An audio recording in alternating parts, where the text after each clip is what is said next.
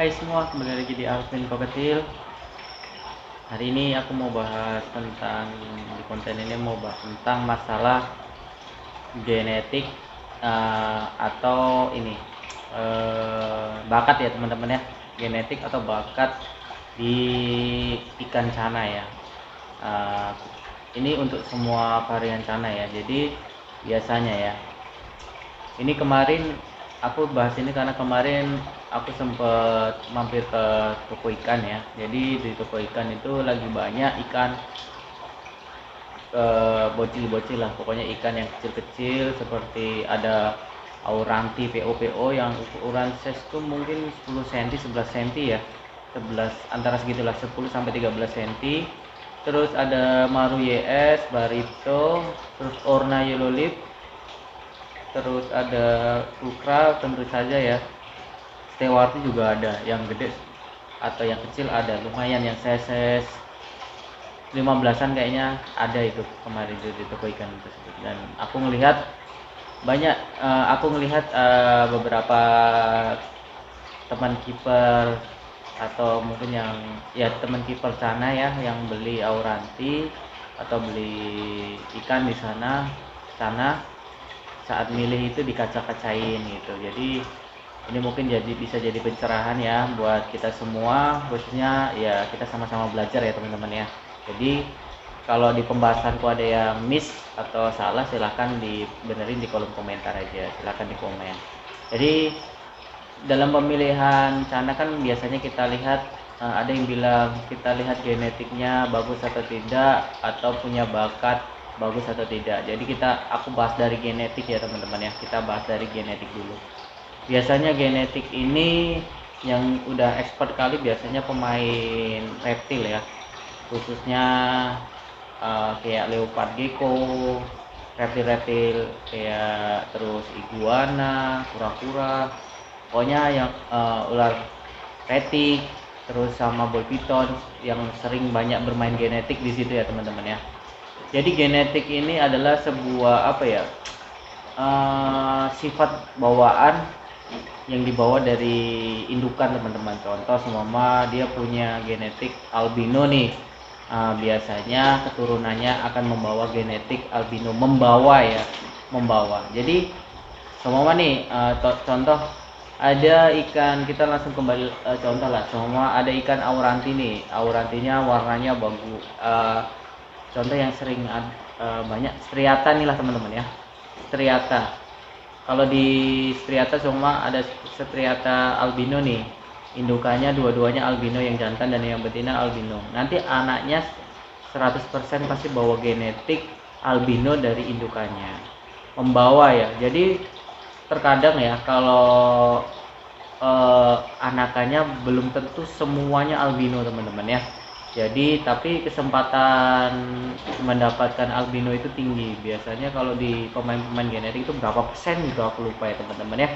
Pokoknya 100% albino. Berarti kalau dibilang 100% albino berarti dalam semua 10 anakan, atau bahkan mungkin kalau sana itu bisa ratusan ya, atau 50 ekor sana anakannya pasti ada albinonya. Bisa jadi kalau jackpot ya semuanya albino, kalau enggak ya biasanya mungkin 70-80% albino, atau pokoknya bisa presentasinya bisa berubah-ubah, tapi 100% pasti dapat albinonya gitu teman-teman. Jadi genetik itu seperti itu. Contoh itu yang albino. Contoh semua ada auranti gondrong, warnanya bagus oranye, dikawinkan sama auranti juga yang gondrong juga, warnanya bagus juga.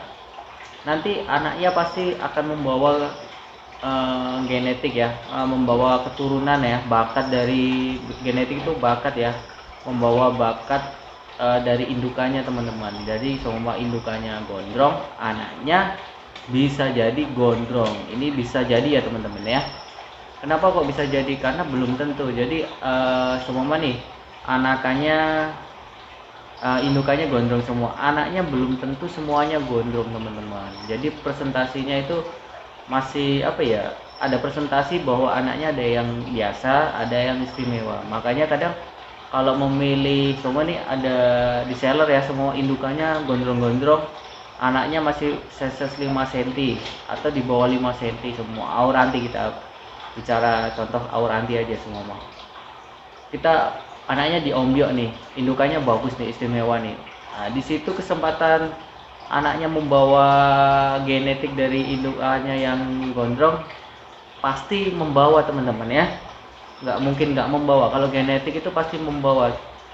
Cuman si anakannya belum tentu gondrong. Ya, yang jadi masalah itu teman-teman. Tapi biasanya kalau indukannya gondrong, dua-duanya bagus, bakatnya bagus, pokoknya istimewa ikannya, pasti dalam anakannya pasti ada yang mengikuti indukannya itu. Makanya kembali lagi, genetik itu dilihat dari keturunannya siapa. Kembali lagi saat kita memilih ikan, bakatnya ikan itu kemana gitu teman-teman. Contoh nih, ada yang ngikuti bakat induknya enggak gitu, cuma gondrong juga, terus warnanya bagus juga gitu teman-teman. Jadi bakat itu apa ya ibaratnya, bakat itu potensi ya teman-teman ya, potensi si ikannya akan bagus atau tidak. Biasanya kalau indukannya bagus, kita balik lagi, indukannya bagus, anaknya punya potensi mungkin 80% bahkan bisa 100%. Biasanya sih nggak bisa 100% ya, karena dari beberapa anak pasti ada yang nggak bagus pasti, karena kan sana kan anaknya banyak ya.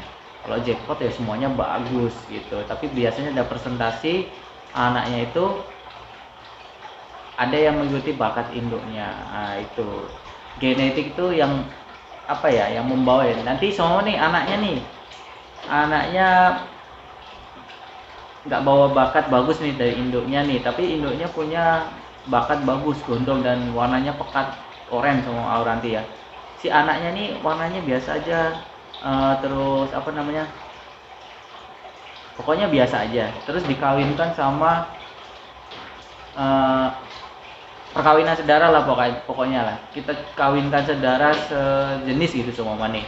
Nanti karena mereka membawa ini sama-sama biasa ya teman-teman ya, karena mereka membawa genetik induknya yang bagus, bisa jadi keturunannya dari anaknya itu bisa jadi membawa genetik dari mbahnya, ibaratnya gitu teman-teman. Genetik itu seperti itu. Kalau di reptil biasanya seperti itu. Makanya di reptil itu kadang contoh nih semua iguana albino, anaknya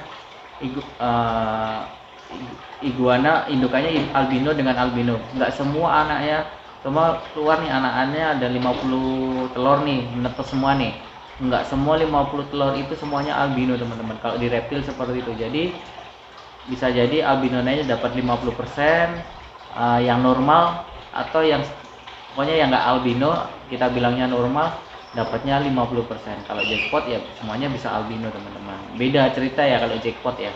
Jadi biasanya sih ada yang normalnya. Yang normalnya ini membawa genetik albino. Makanya kita bilang biasanya kalau dalam dunia reptil iguananya bawa head teman-teman ya. Head itu membawa garis keturunan atau genetik dari indukannya yang albino. Nanti iguana kita sama yang normal nih, contoh ya, normal kita berbicara reptil ya, tapi biasanya sama semua binatang kalau bermain genetik seperti itu ya.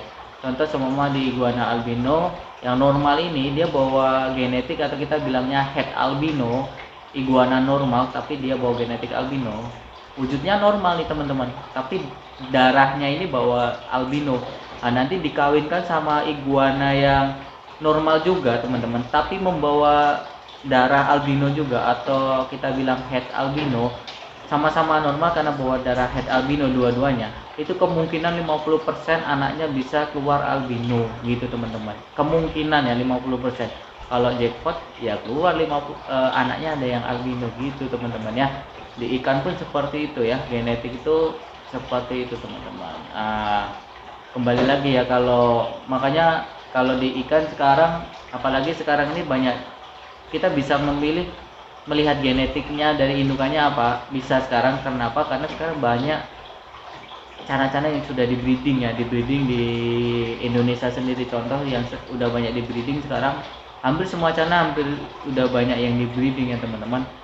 Kayak si Stewarti udah banyak yang di breeding, terus si Pulcra, asiatica udah banyak sekali yang di breeding, makanya kita kadang bisa melihat indukannya seperti apa. Biasanya akan tidak jauh berbeda gitu, walaupun ada kemungkinan nggak akan mirip sama indukannya, jadi bisa biasa aja gitu, atau kita bilang B aja gitu kan. Tapi makanya itu saran saya kalau memilih anakan, minimal ya di seses di atas 5 cm lah teman-teman ya. Jadi seses 7 cm atau bahkan kalau bisa seses 10 cm ya, atau 9 cm atau 8 cm. Di situ udah membawa apa ya, udah terlihat bakatnya teman-teman ya. Bakatnya apakah bisa sama kayak indukannya atau tidak gitu. Amannya sih seperti itu ya.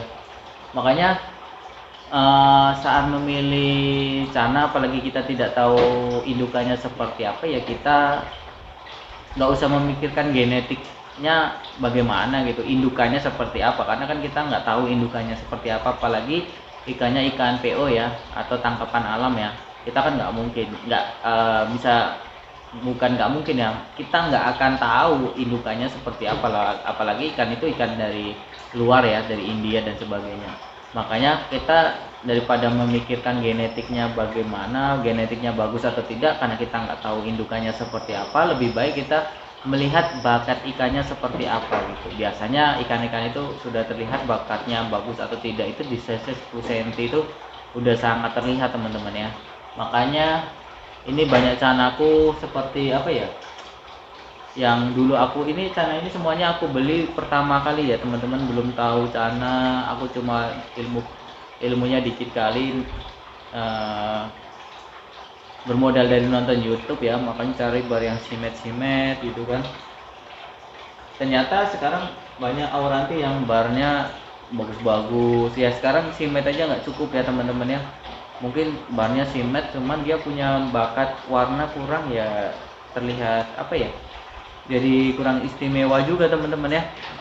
Apalagi apa ya, bagusnya sih ya kita lihat dari warna juga ya, walaupun kadang banyak yang simet cuma warnanya ya kurang bagus. Kayak punya aku nih, dari warna kan kurang ngejreng gitu teman-teman. Ini masih ku treatment ya, aku coba ku treatment, tapi kalau dari bar sih simet ya teman-teman ya, cuma yang bagian depan dia nggak ini ya, nggak tebel, barnya kecil kali, tapi yang belakang ini terlihat agak lebar ya barnya.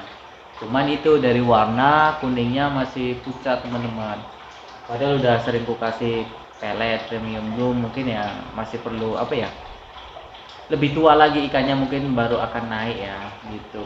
Makanya kadang ikan yang bakatnya kurang bagus ya, kayak punya aku, harus menunggu ikannya tua baru warnanya up. Nah, kalau yang biasanya bakatnya bagus sekali, dari ikan udah masih muda aja warnanya udah naik teman-teman. Kalau oranti kan bagusnya ya, kalau bagus sih warnanya ke oren-orenan ya, tapi kalau enggak kan yang penting gradasi warnanya bagus teman-teman. Kuningnya cerah, terus warna gradasi sirip dorsal itu dari kuning ke biru itu nampak sempurna teman-teman. Nah gitu. Kalau masalah gondrong sih biasanya ya menambah nilai dikit sih katanya ya dari anatomi ya. Itu. Yang penting mental sih. Mental kayak ikanku gini tuh. Tuh, ini katanya sih yang pertama kali dinilai ya biasanya ya. Tuh, mental. Ini sebenarnya kalau untuk kontes mentalnya bagus sih teman-teman. Karena pindah tank dia nggak akan mager. Karena diobok-obok aja nggak mager dia.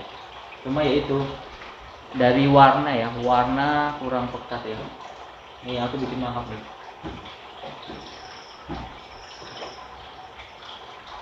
Nah, harus dibikin flaring dulu deh. Belum bikin flaring. Ini digedor ya bisa juga nih teman-teman. Aku kasih ya, coba ya aku gedor ya. Cuma nggak aku gedor kaget, aku gedor kepala langsung aja teman-teman. Tuh. Kan? Coba berisiko teman-teman ya, berisiko ikannya terlalu galak atau kaget. Kalau ikan cana auranti sudah terlalu galak, gampang sih sebenarnya ya. Tapi sebelum terlalu galak ya teman-teman, kalau udah lewat galak biasanya jadi gigit ekor ya. Cuman kita kan bisa nampak teman-teman, ikan terlalu galak itu kalau di flaringin gini langsung gigit kaca, langsung mangap-mangap, itu udah biasanya galak kali. Itu caranya gampang kok.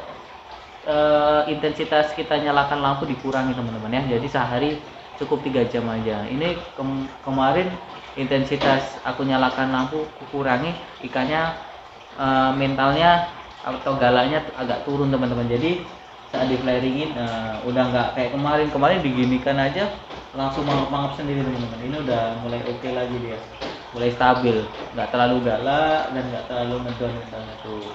Jadi enak kita maininya, kesana kemari tuh nggak apa ya, cicilan lah teman-teman. Yang dibikin cicilan juga bisa, cuman yang penting nggak langsung mangap gitu. Oke, mungkin itu aja ya pembahasan tentang masalah genetik atau bakat dari ikan ya. Jika ada teman-teman ada pendapat yang lain, silahkan komen di kolom komentar. Ini berdasarkan apa ya, pengetahuan tuh yang selama ini ku dapat ya teman-teman ya, karena aku kan juga bermain reptil ya. Di situ aku bermain gecko, ngawin gecko. Di situ aku kurang lebih sedikit-sedikit tahu tentang apa ya, genetika gitu teman-teman ya. Karena ke dalam gecko reptil itu kalau mau kawin-kawin ya kita lihat genetiknya apa gitu. Di gecko juga gitu teman-teman, walaupun genetiknya sama-sama dari kita udah tahu genetiknya bahwa morph apa, tapi tetap kembali lagi si indukannya harus bagus juga teman-teman, punya bakat bagus. Makanya di kita ada namanya selective breeding. Walaupun genetiknya sama semua, ada namanya kalau di gecko ya sama